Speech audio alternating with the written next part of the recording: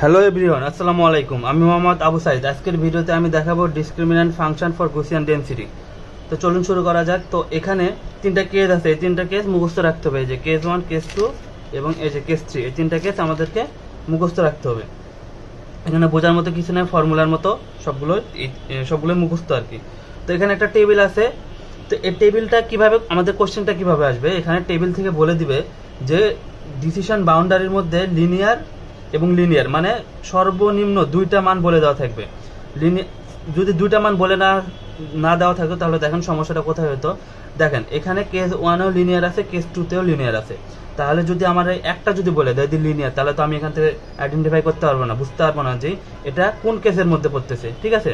তো এখানে সর্বনিম্ন দুটা মান বলে দেওয়া থাকবে। যদি এখানে লিনিয়ার যদি দুটা লিনিয়ার বলে, ডিসিশন বাউন্ডারির মধ্যে দুটা লিনিয়ার যদি বলে দেওয়া থাকে, যে ডিসিশন বাউন্ডারিতে লিনিয়ার এবং লিনিয়ার, তাহলে আমি এখান থেকে সহজে বুঝতে পারছি কি এটা কেস 1 এবং কেস 2-তে পড়তেছে, কারণ কেস 3-তে লিনিয়ার নাই।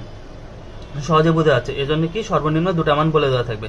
সাপোজ এখানে আবার দেখেন মাহালানবিস, এখানে আবার কি মাহালানবিস, দুটা কিন্তু সেম, তাহলে সর্বনিম্ন দুটো বলে থাকবে। এখন যদি দুটা মাহালানবিস বলা থাকে তাহলে আমি সহজে বুঝতে পারছি কি একটা কেস 2 এবং আরেকটা কি কেস 3-তে পড়তেছে। তাহলে কেস 2 এর জন্য আমি এই যে যখন আমি বুঝতে পারছি একটা কেস 2 কেস 3, তখন কেস 2 লিখবো, এই যে পুরোটা লিখবো কেস 2, এবং এই যে এটা যেটা দেওয়া আছে এটা কি কেস 3 লিখবো, ঠিক আছে।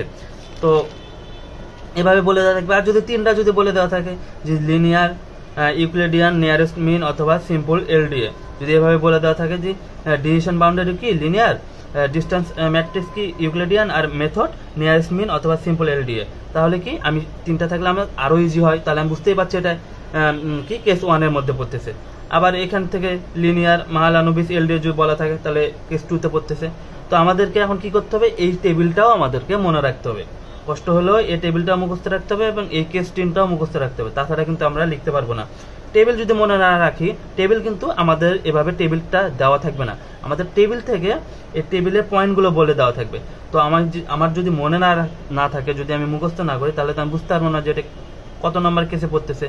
সাপোজ আমার যদি এই যে যেটা বললাম যে লিনিয়ার যদি বলে লিনিয়ার বলে দিচ্ছে, তো আমার যদি মুখস্থ না থাকে যে লিনিয়ার কোথায় আছে, তো আমি জানি যদি আমার মুখস্থ থাকে তাহলে আমি সহজে বলতে পারবো যে লিনিয়ার একটা কেস 1-এ আছে আর একটা লিনিয়ার কোথায় আছে কেস 2-তে, তাহলে আমি সহজে আইডেন্টিফাই করতে পারবো এবং এখান থেকে কেস 1 এবং কেস 2 লিখতে পারবো।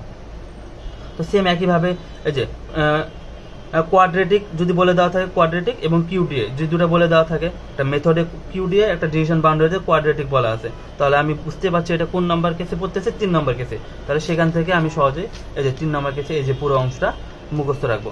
তো কেস এগুলো দেখতে একটু কঠিন মনে হলো, জিনিসগুলো মুখস্থ রাখতে হবে, কারণ এক্সামে এখান থেকে একটা কোশ্চেন হওয়ার কথা, এখান থেকে একটা কোশ্চেন হতে পারে। এই যে এখানে 3 স্টার দেওয়া আছে, তো এখান থেকে একটা কোশ্চেন হওয়ার কথা। তো জিনিসটা ছিল এটাই যে তো এভাবে আপনারা এই টেবিলটা মুখস্থ করবেন, প্লাস এই কেস 3টা মুখস্থ রাখতে হবে। তো এটাই ছিল discriminant function for Gaussian density.